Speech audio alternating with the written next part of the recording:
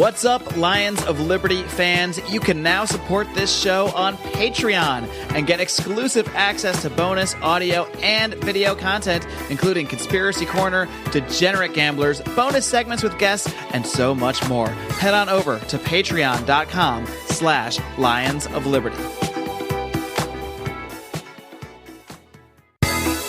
Welcome to Electric Libertyland, here on the Lions of Liberty podcast, your weekly shot of culture, comedy, and liberty with your host, Brian McWilliams.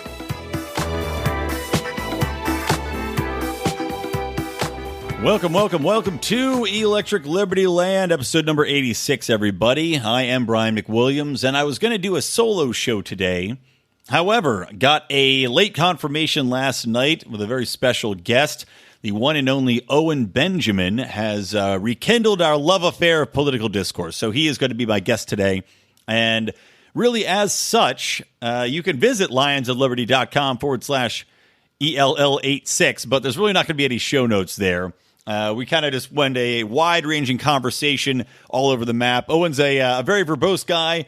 And one of the most enjoyable conversations, but also hard to keep up and hard to necessarily keep on target, much like, if we're bombing the Death Star, let's just say, we would have a few hits and misses along the corridor, but we do eventually get to blow up the Death Star. So do enjoy this latest episode with Owen Benjamin. And before I cut into that, because we're just going to jump right into it, I want to remind you guys to listen to our shows on Monday, Mark Claire's show interviewing the leaders of the Liberty Movement, John Odermatt on Fridays with Felony Fridays, looking at the ironically named criminal justice system and all of the injustices therein, and our new Candidates of Liberty show, which is airing on Tuesdays with short, it's about 10, 15-minute at most interviews with different people who are running for libertarian offices across this great nation of ours. So that's going to be a little bit of a mini-series there, but we're going to be rolling those out, so make sure you check those out as well. I also want to give a shout out to Owen Benjamin's Patreon because he had mentioned it in our special bonus segment for our own Pride members, which you can become a Pride member by going to lionsofliberty.com/support.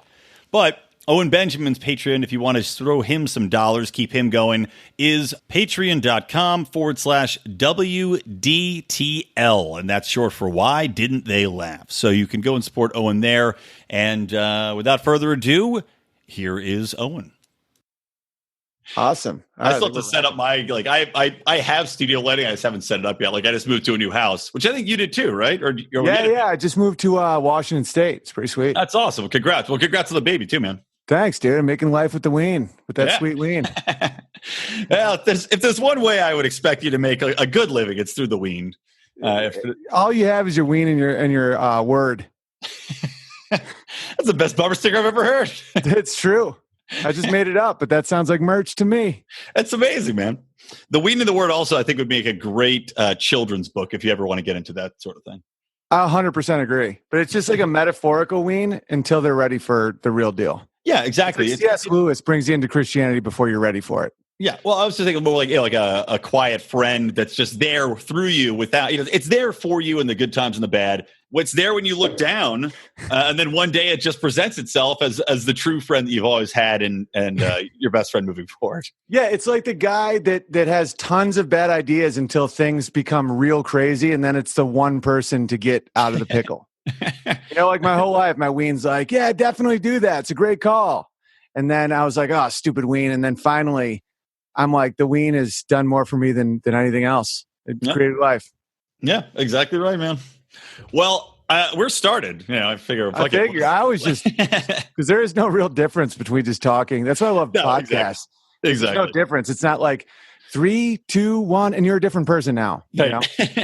Put on the makeup, turn on the lights. Well, you did turn on the light, but yeah, man. Well, it's good to have you back. It's like, I swear to God, because every time I'd email you, it was something I would either catch you when you were just about finishing your internet time or something, but you kept luring me in, and I'm like, okay, great, Owen's going to come back on, and then you wouldn't respond to me, and I was like, I swear to God, this is I'm lucky. Thing. Or you're just excited. It's a double-edged sword. Like, I'm really lucky to have people write to me all the time, but at the same time, it's easy to just get buried. It's like, oh, totally. I'm just grabbing things out. I'm like grabbing fish out of a fast moving stream. I'm like, that sounds awesome. And then within 10 minutes, it's like, and I just can't even find it. I'm just like searching keywords like liberty. That doesn't help with my fan base. Yeah, exactly. Like half the emails I get are like, it's all about liberty. So I don't even know lions, I guess that could find an email, but because people typically talk about bears with me, but there's a lot of lion talk. True. Like, How are the bears thousands of messages? That's why it's crazy. Because like everybody that hates PC stuff now, that are just normal dudes, just like writes to me all day. Gravitated to you. You are now the diary for people that hate PC bullshit. Dude, I'm the diary. It's like they can't say anything to their coworker because they don't know who to trust. So they just send me pics like, Big Bear, look at this. It's just all day now. You're Dear Abby. This could be. There's got to be Dear Big Bear. Monetize this. Yeah, Dear Big Bear. Big Bear.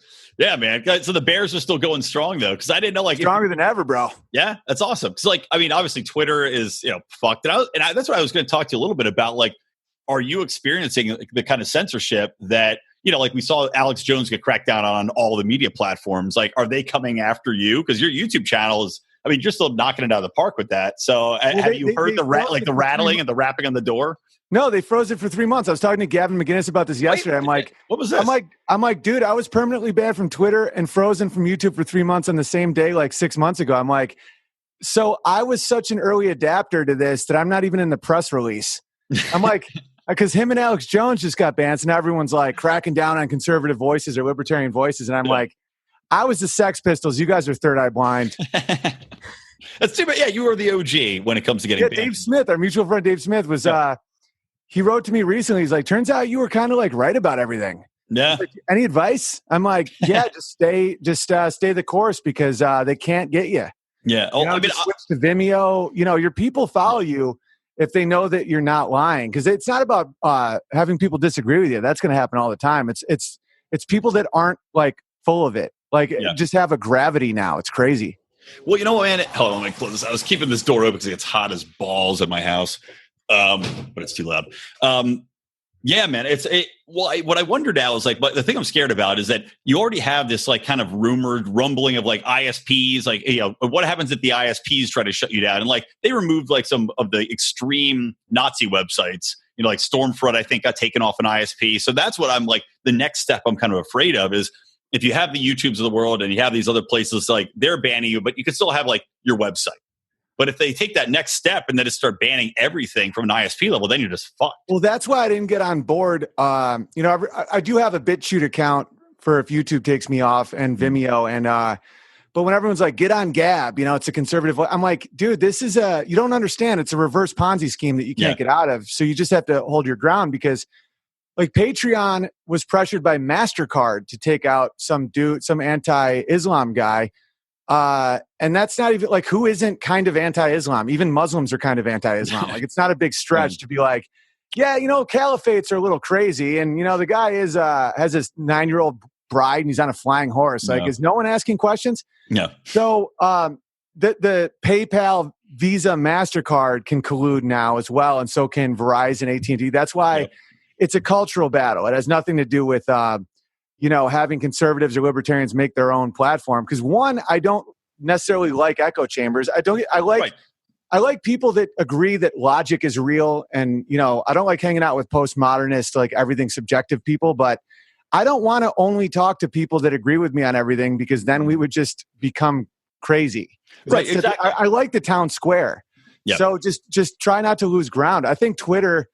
And I think Facebook's pretty done, though. I think they've, their stock went down 18% in 1 week, which is more than the entire, 1929 crash. Yeah, man. Well, also just a real quick point on Facebook too is we're talking about Facebook, we talk about government censorship, right? And people always say I do it as libertarian too. Facebook's a private company; they can do what they want as a private entity. But then you look at Facebook colluding with the FBI, you look at them sharing data with the government. Then you go, okay, at what point is this crossing the boundary where it's basically part of the government? And if that's the case, they shouldn't be able to ban or censor anybody because of First Amendment rights. Well, that's the problem with having the state. It gets so muddy. It's kind of like open borders. Smith and Manu used to be all about open borders until you have to acknowledge that we have a welfare state. Yeah, man. And so it isn't the same. If we didn't have the state, this monopoly of coercion. There's an argument for open borders, but now there isn't at all. It's the same with these companies. It's like YouTube, like all these lefty companies are only left wing because the government has this antitrust ability, and they threaten them, and they say like, follow the rules or we'll trust bust you. And so it's not a free market. I tend to lean toward libertarian even in these awful times where I say it's a private company, dig your own grave. Yeah. I really do. I think that's why I talk about it so much. I don't think that I don't want to give the government the power to reinstate Alex Jones because they'll never give it back. It's sociopathic. Right, precisely. Well, it also, at the same time, like we have to bitch about it. We have to say this isn't okay. We have to make them scared that their customers will turn on them. Well, look, MySpace is still a thing. And I tell you, I love the meme. Have you seen the meme going around with Tom now from MySpace where it's like, good old Tom never spied on us, never censored us, never kicked us off. And it is true. And I got to believe that someone's going to step up. And I agree with you. I think Facebook's time is drawing near. I think people are just, in general, it's like dropping precipitously. Users are dropping off. There's going to be a next big thing. Now, whether or not it's going to look like Facebook, I don't know, because maybe people are actually getting smart enough to say, I don't want to share all this shit. Like, I don't need that much information about myself out there, number one. And I want to make sure that I'm going to be protected from, being ousted, especially from a business perspective, where you build up this massive audience and then Facebook can just fucking take it away from you like that. Right. After making shitloads off you in advertising. Existed before the metadata scandals and the Snowden reveals and all that stuff. It's like, God knows what they were really doing, but it existed before the right. But it's like after Patriot Act and all that stuff, the government is becoming more and more invasive into these companies, and I think like the Patreon guy, for example, I know people who know him when he was in a band, and they've said that he for sure isn't like an SJW dick, and it's just this middle management corrosive government type entities that start doing this, because I don't trust Patreon. They almost kicked me off, but it's like, I don't think it was the original creator's intent to be this like scolding nanny, where it's like, you need a timeout. Like what Jack is doing with Alex Jones. Like Alex Jones is a grown man with guns. Like you look like Mumford & Son with AIDS. A band who I saw live once, and he does look like Mumford & Son with AIDS. I like Mumford. And I got some AIDS from them for being a completely... It's just like once you get the Mumford & Son equation, it gets old, but that equation is real good for a while. Yeah. Well, it's like anything, it's like, just like we see every goddamn movie that comes out, like they're going to we're going to make a movie about mermaids. And then every studio makes a mermaid movie. It's the same thing with the Mumford & Son sound where you're like, this is some great music. And then every band that sounds remotely like them gets pushed on you from the industry. And one thing I will say, even though half the band were definitely a bunch of commies, the Beatles did reinvent themselves quite a bit. Oh, totally. If you listen to that album by album, it blows your mind. Yeah, they were creative. They even though John Lennon was a filthy commie, like you got to give credit where credit's due. I like Paul. Paul was nice to me at the Improv once, and I've always thought that he's a straight shooter. He doesn't have that miserable leftist vibe of because he seems like he's heavy vegetarian, heavy leftist, but at least maybe he's one of the ones you could talk to. The good ones who actually they can accept an argument. He never used an excuse for why he kept beating his wives. Like John Lennon is if your wife only had one leg, John That's Lennon. That's true. He probably did marry a one-legged woman so she couldn't run as he beat her. That's what I'm saying, man. It's like hobbling. Anyway. No, John Lennon was a vicious woman beater. He had a song called "Woman is the Nigger of the World." He had another song. These are all just not on Spotify for some reason. But he also had this song about how a woman should run from him, where he's like, "Run, girl. I'm going to get you, girl." Like there's so many of these like songs that have been removed from the playlist that you're like, man, if people really saw the full John Lennon, they like even the song "Imagine" is a horrific look into the dystopian socialist world. Jesus Christ. I never realized this. Now I have to re-listen to all of John Lennon's and his Imagine there's no countries. And why are you in America and not Sierra Leone, John? He's probably hoping there's no countries so that there's no divorce laws with Yoko Ono. I don't know if they were ever formally married. Who knows? Funny side story. My sister did steal Sean Lennon, his son Sean Lennon's jacket in a bar in New York City called Max Fish. It's not stealing. There's no possessions. It's a true story. I just want to break into one of Bernie Sanders' houses and just be like, isn't this all our house, Bern? Yeah, man. Go summer there. Get right by the lakeside house he bought a few months ago with all that money his wife stole from the university. Man, they're such scumbags. Oh, dude, what did she steal? Like $2 million or something from that one, and just bankrupted the college that she was working for. Dude, they're just like everybody should have free college. It's like, well, how are they get free college if you guys keep fucking stealing all the money from everybody? Dude, free healthcare is doesn't mean anything if the only care the government has to provide is a grave. Yeah, right. Well, look at the UK and cancer survival rates. Look at Venezuela. This motherfucker backed it. He was like, yeah, Venezuela, Chavez. I was just reading a Michael Moore tweet from 2013 where he was like talking about how they just eliminated poverty and all this stuff. I'm like, oh, yeah. There's a higher murder rate there than Iraq during war. Yeah, I love how they always can eliminate poverty. Coming off the largesse of capitalism, they can immediately eliminate poverty for about 2 weeks, and then that money runs out real quick. And now everybody has no fucking toilet paper to wipe their ass. Yeah. It's like a woman who divorces her like rich husband before divorce laws, where she's like, I'm free now. And then like a year later, she's just homeless. Just destitute. Yeah, exactly. Yeah, just schizophrenic. Looks like Melissa Milano. That chick is nuts. Alyssa Milano. Just crazy. Yeah, crazy. She looks like a homeless figure skater, like when she was dressed up like Strawberry Shortcake because she wants to kill more babies. Is this with Pete? So she on the front lines of Planned Parenthood? I'm not up to my Melissa Milano. No, totally. And it's like the country is not backing it because like most people that are pro-choice are only like, really early in the event of rape and all that stuff. Yeah. These people are like, we want our rights for the 30-week, like for no fucking reason, murder abortion. Well, and people are like, they just start weeping. That's like what happened with Michelle Wolf when she tried to start that abortion chant. Oh yeah. Well, her show's gone now, canceled. Oh yeah. Because like when you watch that, if you have children or if you're just sane, you're just like, you almost want to cry. You're like, how can someone be so vile and cold to, babies? Yeah. Well, you know what? I always thought there's got to be a way. Like for me, like I'm, a guy that's pretty much a pro-choice up to an extent. Like you said, a lot of people I think that are fairly rational. There's a certain point where you say, absolutely, this can't be.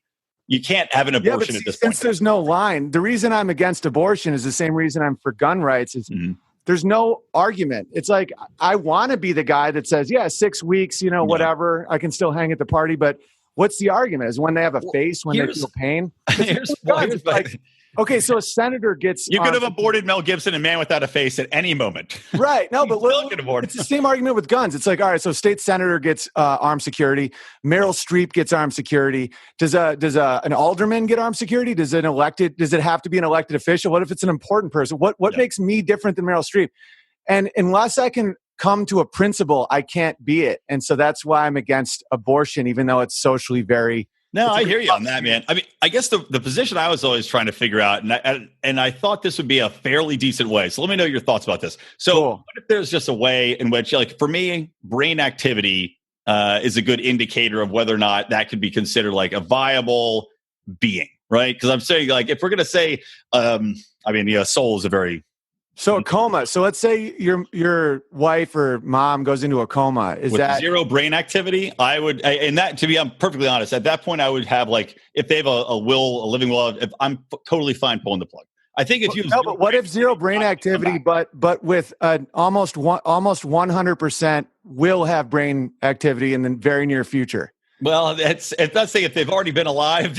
Good question. So then the principle is that they've already been they've already been alive is the difference. So if someone's in a coma and the doctor says there's zero brain activity, existed as a human, and it's saying that we're saying, well, they haven't quite existed yet as a human being. So, but look, it's a very it's a complicated subject, and you make a very good comment. It actually isn't. It's only complicated because of the social stigma around it. Don't get me wrong. I don't want to go up to a woman who's had an abortion and be like, you're a murderer. Right. Like, I'm not like that. I know that there's, I don't see it like that, but there isn't really an argument for any specific time to be able to have an abortion. And that's just true. And I know it sucks, but it's just like no brain activity. Well, is there a nervous system? If someone was in a coma and the doctor said within 3 weeks there will be brain activity, would you kill that person? If I really wanted them dead, and I think that's the circumstance we're talking about, right? Right, because if it's just clump of cells, someone could be like a 30,000 trimester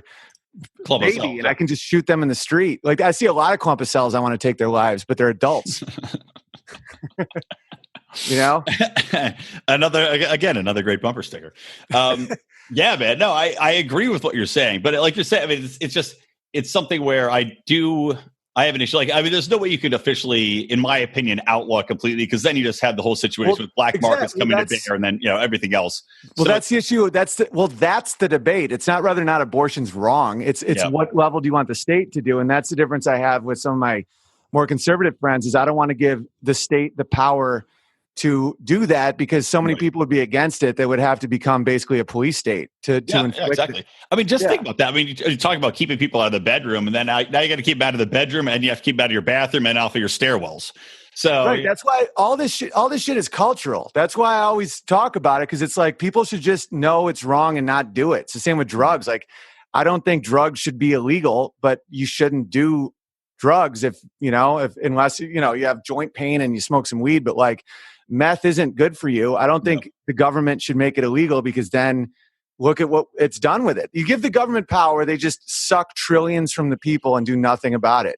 Yeah. So that's why, And you saw this, I don't know if you saw this or not, but this recent story about the prisoners. Like, I think just today they're going on strike. There's an official prison strike. So all the prisoners that they're using for this essentially forced labor while they're in jails, and they kind of this cronyist system wherein they farm them out. They have them, deals that they work with these construction companies to have them put in roads, to have them do construction, all this other stuff. Prisoners are now on strike, and you look at the drug war as an extension of what we're talking about here. Here's a perfect situation wherein you have a conduit constantly just feeding the machine that then becomes cheap, easy labor for these cronyist dickheads to make millions and millions of dollars off of, putting in roads that then they kick back to the legislators. Exactly. And it really is a form of slavery. And I believe in prisons, but I think they should be violent, because that's what's happening is we're having these nonviolent drug offenders turned into slaves, and then pedophiles are getting parole. Yeah. It's garbage. Because the thing is I know a lot of great cops. I know a lot of great prison guards. I know, like, as individuals, but like, these become sociopathic entities. I saw that in Hollywood. Hollywood is a sociopathic creature. So it's like, you can't just guide it. It sets up to only, it's like that funny bot from South Park, where it's like, the funniest joke in the world is to kill everybody and then say awkward. Like, that really is the funniest joke. And that's the problem with AI, is if you program for like an outcome, they will just like grow. Mm-hmm. Most charities just become a way to expand the charity and not actually do 100%. Charity. Yeah, the return on return on investment of finances, like that's like same with the Clinton Foundation, same with a lot of the biggest charities. It's just spent on overhead. Yeah, they're literally a crime family. Yeah, 100%. Yeah, 100%. And to your point you're making as well. Yeah, it just exists to grow its own bottom line, and government. When you look at every single thing government does, that is the bottom line. How can we get more power? How can we continue to grow? And the thing that always gets under my skin so much is that no matter how much money is put towards whatever they want to accomplish, it doesn't seem to achieve anything. And you still have the exact same baseline. That's the thing. It's functioning great as far as but it's only for itself. Like Thomas Sowell figured that out. He used to be a socialist, and now, of course, he's the great Thomas Sowell. But like, he was in Puerto Rico talking about minimum wage. And he was working for a government agency, and he realized that they didn't want the people to not be poor, and that blew his mind, because they're like, well, then we're out of a job. Exactly. And that's why the welfare state with especially black families in America is so brutal, because if they want at $8 an hour, they'll have their rent paid. If they make $11 an hour, they won't have their rent paid. So they're stuck in this constant state of infancy. Yep. And that's why you have Hollywood as a propaganda wing of the government that's constantly reinforcing this narrative that blacks are victims, whites are oppressors. Mm-hmm. It's only because they have to keep them as babies. And that's why when you see Kanye West, Candace Owens, these people step out off the plantation, the monster is revealed. And that's why leftist Hollywood is so grotesque. And they hate me, frankly, so much. Like that one dude we were talking about last time. I don't even remember his name, but like, Jake, yeah, yeah, like those type of middle managers.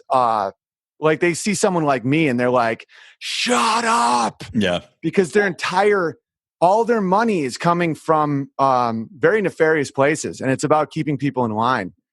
They're the racists. Like they're viciously racist. 100%. Well, let me ask you this, by the way, because this is something I saw you were doing some stuff with Steven Crowder.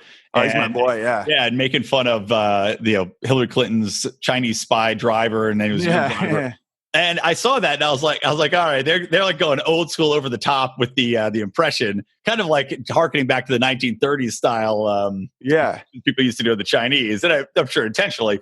But I wanted to ask you this because it seems to me now that Asian people, and you still got the Asian American whatever bullshit alliance that causes, it steps up and yells whenever somebody says anything about Asians. But I swear to God, you can make fun of white straight men to the ends of the earth. It doesn't matter, or Catholicism or anything like that. And now Asians are becoming one of these unprotected classes as far as mass media is concerned. Have you noticed that? Like, oh yeah, they always have been, but it's really obvious why. Like this song. Can you hear the piano? Yeah. This song, it's like, I'm only racist when I drive. Right? I could do that. I could do that at like the VMAs, and it would get a laugh. And it's because they demonize those who pay taxes. Because it's kind of like what they did with black people with slavery, where if black people aren't people, you can own them and use them.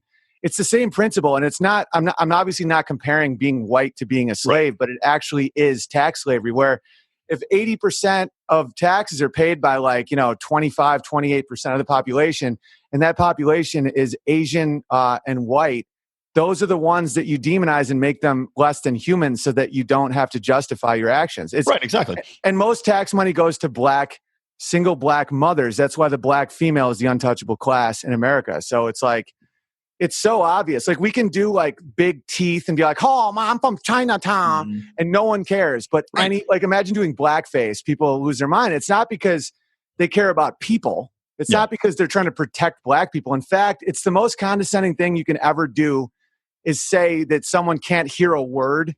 The N-word. Oh my God, did you say the N-word? It's not fucking vulgar. It's saying you are not emotionally capable of handling this, responding to it in adult fashion, countering, you take away agency. You take away agency from a human being. Yeah. It literally is taking a group of people and treating them like literal, like the worst mental retardation. Where, I really wouldn't mock someone with a 25 IQ or a 30 IQ that has massive mental retardation, because that would be cruel. I would feel cruel. Right. About your own self. You would say, how could I live with myself knowing that I would do something like that? Exactly. You would immediately, I only mock that which I find either equal to me or above me, or if as far as mental capacity, I'll mock complete monsters, people that I think are below me ethically. But to say you can't mock black people or you can't mock Hispanic women is to take away their agency, and it's to not allow them to become truly American in the sense of mocking is a major aspect of America. It's kind of how you show that you're friends with somebody. We don't rise to the level of our expectations, we fall to the level of our training. Those epic words from Archilochus can sum up your ability to succeed or fail in business. I want to recommend Conversation Mat Time to our listeners as a way to hone your one-on-one conversation skills in a role-playing session that can help take you to the next level. During 25-minute sessions, you'll work through the best way to approach that raise, that interview, or that relationship with a practice professional that will provide the confidence and experience you need to get paid what you're worth or take that interpersonal risk you've never been able to conquer. Just like in jiu-jitsu, the difference between a novice and a black belt is mat time. Train to win. Visit conversationmattime.com and take advantage of a free 15-minute consultation just for listeners of this show. Well, exactly right. Well, that's one of the things that bother me about living in Los Angeles as well. Just by the way, is that, growing up, I'm an East Coast guy. So growing up, it's always busting balls. And if you're fond of somebody, you make fun of them, you mock them. Here, people can't take any of that. But, God, no. They're awful. Like LA has become it's just grotesque. What's happened culturally? Well, I would say in regards to culture, though, especially when it comes to race relations, the other thing people don't want to acknowledge is that by causing so much divisiveness between people and so much self thought, you can't almost trust what your own opinion is anymore. And that's what the left has been pushing, wherein people, they go up, they see a black person on the street, right? You're an average white dude, you're walking down the street, you see a black guy, and now you're so awkward. Whereas maybe if you didn't have all this bullshit in your head, you say, hey, how you doing? But now you're like, do I have to try extra hard to be nice to them? Do I have to smile extra big? Should I say nothing? And so you have so many people self-doubting that they're going to come across as awkward, and now it's going to be interpreted as racism. Well, it's alienating too. It's as if like black people were the girl that was just raped, and they're like going into class. Yeah, and everyone's like, "Oh, hey Diane, do you need milk or something?"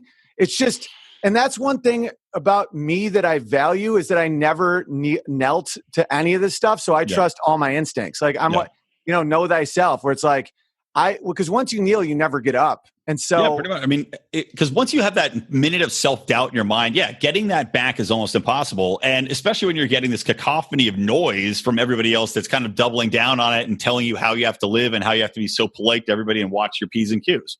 Oh yeah. And it's total nonsense. It's absolute nonsense. And it's like, I've never seen a more racist place. Like the reason Hollywood is so into open borders is because they want Mexican slaves. Yeah, like they want to be able to, like, voting block. Most of these celebrities I know personally, and they'll pay a gardener $4 an hour, and some of them rape them. It's like it literally is one of the most grotesque things ever, and that's why there's people on the right that also exploit these people, like these giant farms in parts of Texas that secretly are against border control because they just want slaves. They want desperate people, and the left wants them to vote Democrat because. Right. You need someone in a true state of desperation to believe any of this nonsense. And black people are starting to move away from it. Yeah, Trump's approval rating is doubled amongst black people because that Kanye West moment, because he was so brilliant. He didn't say like vote Republican. He said, I like the way she thinks. Mm-hmm. And that erupted the monster. And then so many black people just were like, wait a minute, I can't think for myself. Yeah. And that really changed the game. And people really started opening their eyes to what's happening and how just disgusting the left has become, especially with race. And, last time we talked about the trans children stuff that they were pushing and just the pedophilia and all that stuff. And that's still coming out there. I mean, I was listening recently to, Dave Rubin had a researcher on his show, like a sex researcher, and she was basically saying how she's been ostracized from the community and how all these sex therapists, they now are terrified to speak up against anything in regards to cowards. And fuck them. I mean, I have no respect. I agree. But it's because they're literally like their careers will be jeopardized, because the left attacks them and protests their offices if they dare say, you should just go. Maybe you should give this some time. And it's like, and these statistics, I think we might have talked this before. They're completely 100% in agreement that, well, not 100%, but, something 70, 80% of these kids, 80% of these kids that think that they're one gender or the other one, they just end up being gay or lesbian if you just give them time and they become very comfortable in their own bodies. Or they were like me that just wanted to play piano and wear purple pants. And you still are. I can't. It doesn't mean you're a girl. No, man. It's like and they sterilize them. They do it all the virtue signal. It's all this postmodern, like there is no good or evil shit. That's why those those couples that couple that just were trying to bike ride in like ISIS territory to show so funny. There's no such thing as evil, and they just got beheaded. I saw your Instagram about that, and by the way, I'll do an intro to the show since we just jumped into it. But yeah, I saw your Instagram post about just laughing so hard, and I gotta agree, I laughed my ass off. What a couple of fucking idiots. Well, yeah, and a lot of these people, like what you're just talking about, these doctors that know better, that'll be quiet because of money. I have no respect for it all. Like, I'm on tour starting in September, and I can't even list the venues. That's how secretive I have to be. Yeah, that's still happening. Backlash. Yeah, just because of these opinions. Like Louis C.K. is a great joke writer, but he can do bits about how his daughter's a cunt and how he likes to whack off in front of people, and he'll say nigger all he wants. That nigger makes a great cup of coffee. Like, I was laughing, but it's like, it doesn't matter what you say or do. It's, do you kneel? Do you kneel to the narrative? And the narrative is controlled by people that want trillions of dollars, and we're a bunch of fucking morons for going along with it. And we know Caitlyn Jenner wasn't the woman of the year. Right. Just to say that's ridiculous. It's literally a purity test for a cult. Mm-hmm. Like, one of my buddies was in a cult his whole childhood. He taught me all about cults. And one thing you do is you ask a question that everyone knows is you say, oh, it's right out of Star Trek, or it's right out of 1984. It's like, how many lights are there? 3 lights. Right. Say 4 lights, 3 lights, say 4 lights. Once you say 4 lights, you're a trained animal. Yep. And so these people are trained animals just for prestige and money. And the fact that I was willing to go back into tree work and hard labor, as your Jake Weissman was like talking shit It's like, that's why he's going to be a little own bitch his whole life and I'm free, you know? And it's like, that's truly it. You can kneel or not kneel. Well, I mean, it's something too where, like, we're talking about this concept of kneeling or not kneeling, and it seems like all the time now people are very content to kneel as long as everybody else is kneeling along with them. You know, it's zebras. Like the self-realization. What do you mean by that? Well, zebras are striped not to blend into the Serengeti, because nothing looks like stripes. It's to blend in with each other. So when a zebra is in a pack, the stripes confuse lions. And if a zebra breaks from the pack, he dies. He's dead. Like if you just mark a zebra, they die. So it's like these people are zebras. So as long as they're in a pack, they feel safe. But they're just fucking zebras. You know, I choose not to be a zebra. I'm a bear. Well, yeah.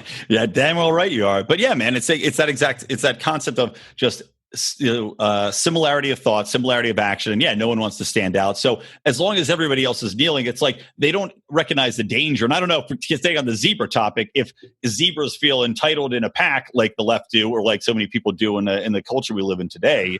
But we certainly see as soon as one of them separates, they get shot down pretty quickly.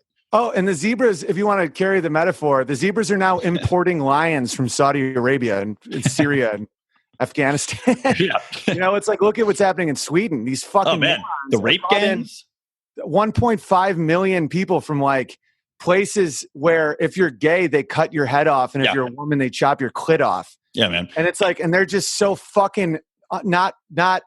They don't have the skills to deal with that. They just are like, okay. And so they're changing all their laws. The women are being gang raped. They won't even acknowledge what's happening because they're not equipped. They're zebras. They're grazing animals. They're not capable of this shit.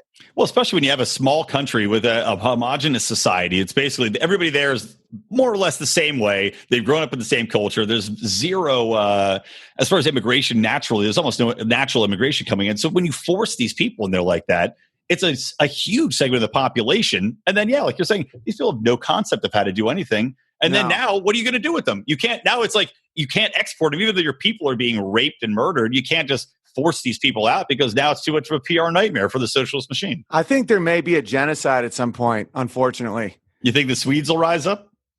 Yeah. Or do you think that the Muslims will manage to take them down? I think that there'll come a time, like, you know, the Tommy Robinson thing was so eye-opening, where just reporting on pedophile rape gangs, where thousands of girls in a single town in England are being gang raped by these immigrants. And it's not even that. It's that the cops aren't helping and no one's helping. And once that's what happens, and people want to just demonize, you know, Nazis and communists and all this stuff. Listen, they are demons, but you have to see how they get there. You have to know the Weimar Republic before you understand the SS. And once a population doesn't feel like they're being protected by their own governments, they will start killing people. And it's only a matter of time. And so that's why, I mean, who knows? Either it's going to be an anti-white genocide or an anti-Muslim genocide, but something's coming there. You can't, that's an exponential curve that can't sustain. So it's something will explode. Well, the question is now, I mean, I also wonder, you know, not just Sweden, but you've got the whole European Union kind of falling to pieces. You've got Italy for the same reasons, by the way. Italy has become really anti-immigrant because of seeing what's happened to Sweden, seeing how not only culturally, but financially it's impacting. And I think Italy actually might even be more of a cultural thing too, because they're like, we don't want to cut off the clit. No, they kicked into gear. Like they eventually, and the countries that will really be left alone, ironically, are the ones that were totalitarian in the Eastern Bloc, because they're not playing. You know, Romania, Hungary, Czech Republic. I used to live in the Czech Republic. It's like those dudes beautiful are like women in the Czech Republic, by the way. Yeah, and they're also like, no. Poland is like, no. Yeah. And the European Union is like, but we'll give you, we'll take away your money. They're like, fine. That's they're fine. Like, okay, no, we'll give you money. But they're like, get the fuck out of here. You know, Hungary's like, we're not buying. Austria's like, get the fuck out of here. You know, but it's all the countries that won World War II are the ones that ironically are just about to give up all their riches for no fucking reason. It's like survivor's guilt. Yeah. Well, you know, you're talking about Sweden and talking about a lot of these countries that adopted the socialist mentality after, like we were kind of talking about earlier, after becoming so successful. And, you know, Sweden was one of the countries that really became successful on war, you know, on the backs of war, and Switzerland as well, as a kind of go-between, as a conduit, as an arms dealer. And then they make all these riches, and now they're able to adopt socialism. But, you know, you see that it only lasts a certain amount of time. And then you become dependent on overtaxation. Then you can't represent once you bring in these immigrants because they're not paying taxation. And then you have situations kind of like with Sweden and some of the other countries there too. But all these immigrants that come in, they can't pay the high taxes. They don't have jobs because they don't have a system that can support all the jobs coming in. And then you do have racism against those people from the general population who now looks and says, just like what's happening in America, these people aren't paying their fucking share. Yeah, it's not even racism. It's common. It's not. They should be more racist. Yeah. because it's not race. Well, it's not really racism. I should say it's reactionism. Growing up, I never thought about Muslims at all because every Muslim I knew came to America fleeing the Ayatollah. So they were like all about freedom. You know, like every Muslim I knew was like a hardworking doctor or like just some dude who's great at soccer. It was never this shit because the horrible combination with these socialist program countries and the immigrant wave is they're importing these people that were not fleeing totalitarianism. They didn't have the American spirit or the a lot of European spirit. They're just like dudes. And then don't let them assimilate, because white didn't used to be a thing. Germans, French, English, they hated each other, and the Irish were the slaves. So it's like white. My ancestry, there was so much tension, but they could work side by side, and that's how you assimilate. You're like, well, my grandfather was a lead miner, and when you're in a lead mine, you become brothers, But if you're held up by social programs, you don't learn the language. You don't have pride in yourself, and that's when extremism kicks in, when this Wahhabism comes in, and they're like, these young men have nothing. Yeah. And it's this infantilizing of these feminist states. It's like, there's like the tyrannical female state is the socialist state where it's like everybody's a 3-year-old toddler where it's like coddle them, give them a bottle, they'll be great. Just keep them warm. Mm-hmm. Oh, and that doesn't work with grown men. Grown men want a purpose. And if they can't work and if they don't know the language and if they don't fit in, they'll get a purpose. And it's called fucking killing Westerners. Well, in a way, I'm curious to see what's going to happen with the movement where, I have a couple of friends myself that are stay-at-home dads, right? And you have nothing wrong with that if you want to be a stay-at-home dad. But I'm just joking. I kind of am. I work from home. I love being around. I work from home too right now. I didn't used to, but Stephen Mullen is a stay-at-home dad. Yeah, it's great. But I'm not a dad yet. But there is a question, though, where in people like men, we have this instinct, and this is, kind of hearkening to Jordan Peterson a little bit. Well, you do have the differences on a genetic level between men and women. And I wonder if as this movement continues and as women are continuing to push forth and do better in the workplace, are men going to start getting a little manic doing the more of the child rearing rather than having the women take a lot of that? Well, it's a different type of child rearing. Like I think women are very, very needed when children are very young, like just tit in mouth, sleep, security. Like that's the thing is these socialist states really work with toddlers. Like there's a reason women act like this. It's very effective. And then when a child's like 6, 7, 8, 9, you start being like, falling's good for you, buddy. Just, dust off your pants, pain's a teacher, and you teach your kids skills and stuff like that. But I think this whole women in the workplace thing is nonsense. It's starting to really backfire on a lot of women. A lot of women were sold that being a woman's all about, having an abortion punch card and being an 80-hour cubicle worker with some vegan cats.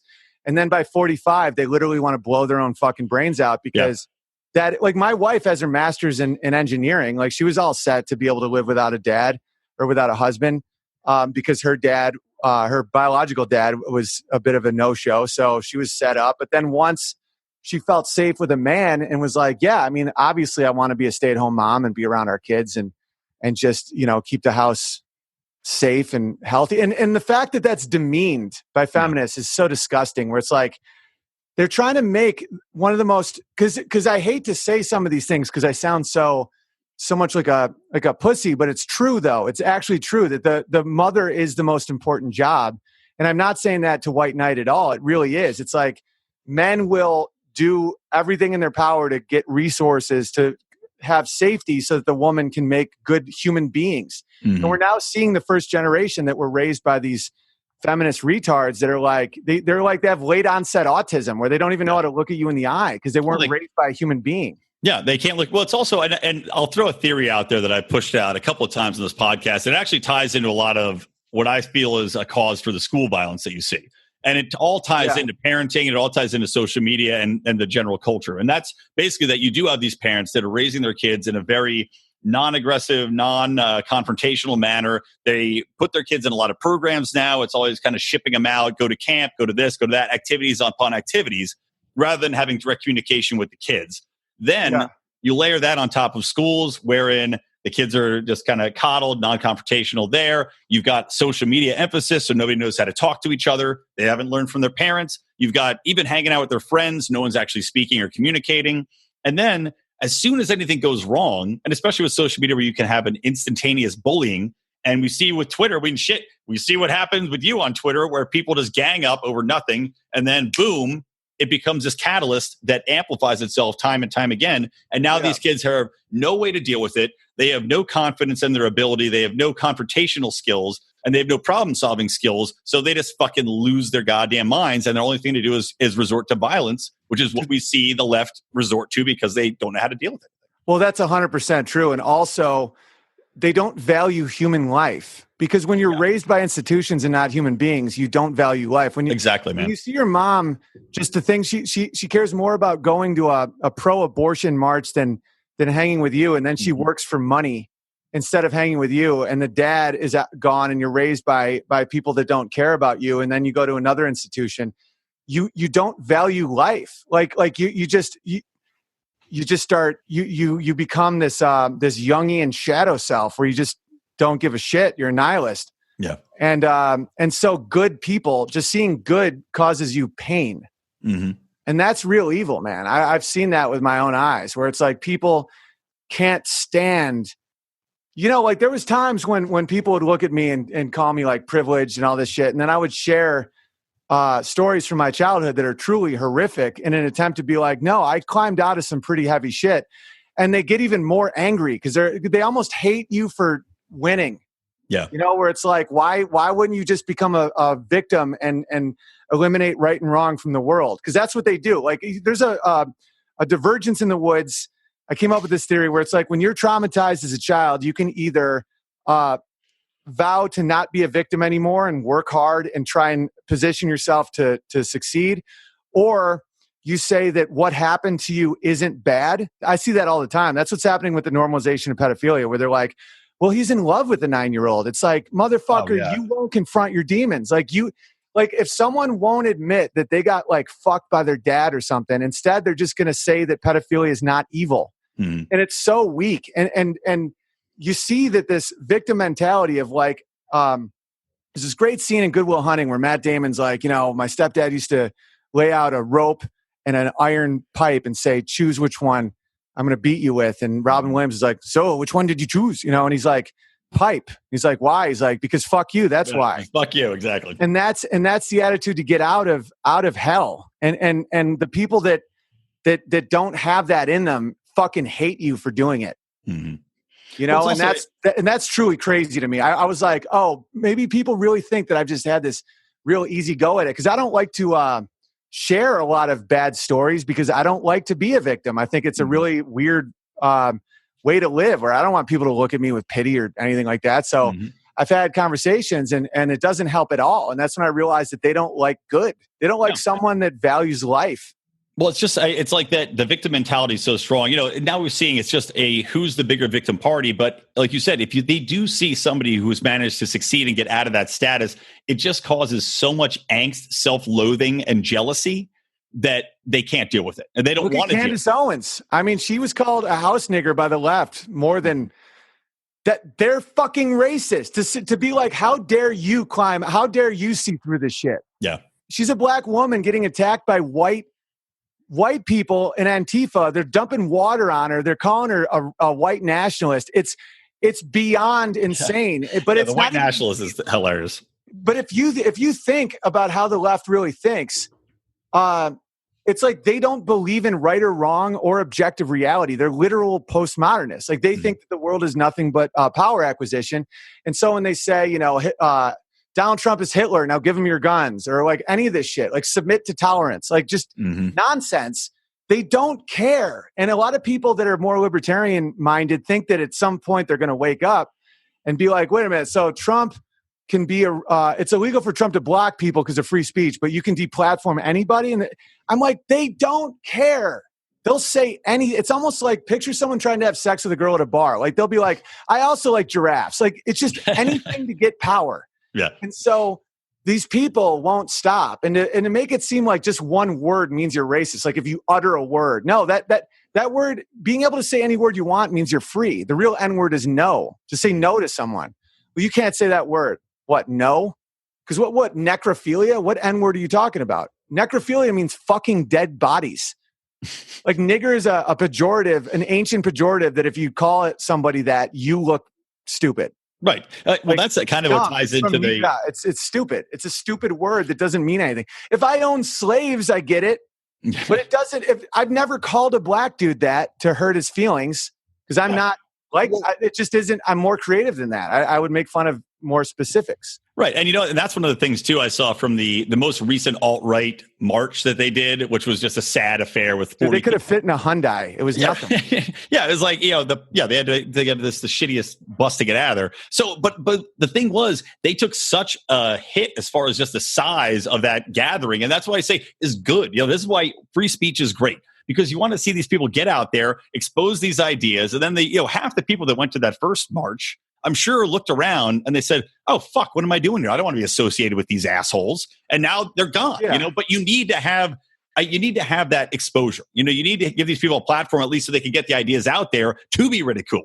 But even if there's zero, it's like the left needs that because it's almost like they don't. Well, it's got to be the boogeyman. They don't want to hear the small government guys like us. Yeah. That's why they deplatform people like me and Gavin McInnes, because it's like you need to have because the alt-right, like those guys in particular, like their whole platform is basically socialism with race. It's just like national socialism versus international socialism in World War II. That's like, do you want broccoli or cauliflower? It's the same shit. Yeah. It's like there's no freedom in that. That's why they highlight that as the right, because they want to create a spectrum of big government right wing and big government left wing. And in reality, American conservatism is founded on, no income tax, small government, freedom of the individual, like all this shit that libertarians are basically just normal American conservatives that needed to come up with a new name to disassociate themselves from neocons. That's all it fucking is.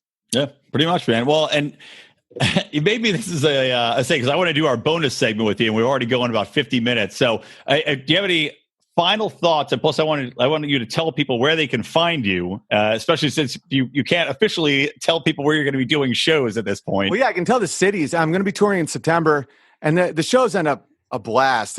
We've done a bunch of these where so you go to hugepianist.com to get my last 3-hour specials that I self-produced, and then also tickets to Atlanta, Houston, San Antonio, and West Palm right now, but we will be adding Austin and I think Tampa. But get tickets because it's a fun time. The crowd is cool. Like it's the type of crowd where you can hang with after and drink. Yeah, well, my dad lives in Tampa, and I think he would be a big fan. I was just hanging out with him, and he's our kind of person.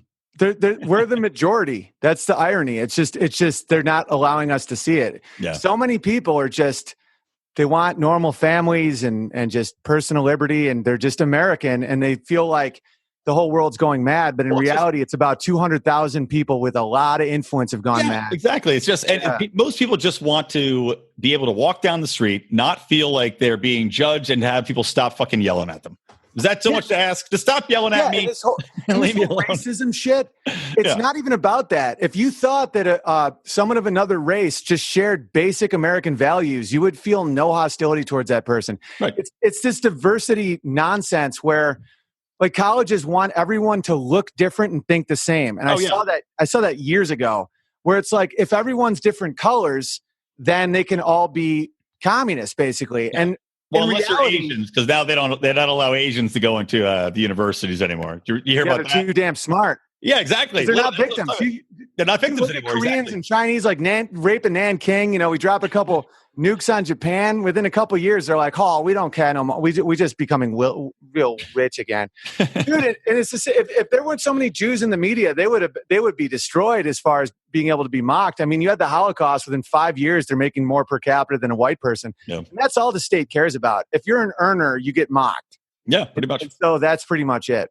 Yeah, man. All right, well, that's a good place to wrap this up. I'm going to be doing a bonus segment for our wonderful patrons with the lovely Owen Benjamin. But for today, man, thank you so much for coming back on. As always, a nonstop good time. Yeah. A lot of facts, a lot of zebra knowledge was laid down on the people today. Animals don't lie. All right, guys. So remember, go to hugepenis.com. Check out all of Owen's social media channels. He's doing his streams. He does about every day, I think. Every day, youtube.com/Owen Benjamin Comedy. We're crushing. Hell yeah. And of course on Instagram as well. So yeah, man. From me, Brian McWilliams, from Owen Benjamin, from the Lions of Liberty, and from Electric Libertyland, always stay plugged in to Liberty.